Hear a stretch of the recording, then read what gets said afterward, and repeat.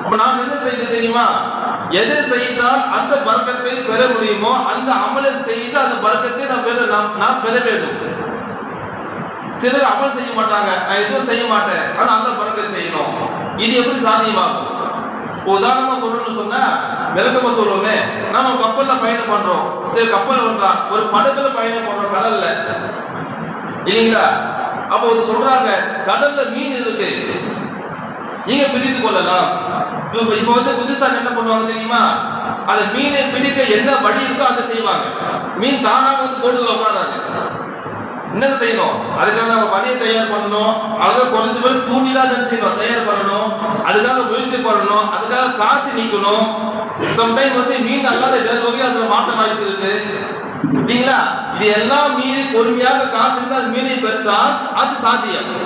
நான் எதுவும் செய்ய மாட்டாங்க, நான் போட்டு மேல உட்காந்து செய்வேன், போட்டு தானா போகணும், தானா மீன் போட்டுல உட்காருன்னு சொன்னா அது சாத்தியம் அல்ல.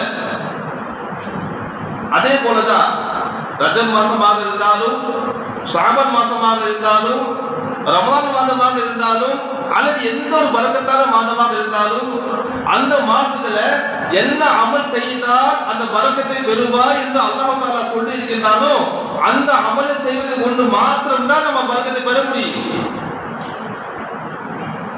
இன்னைக்கு இருக்கக்கூடிய மிகப்பெரிய குறை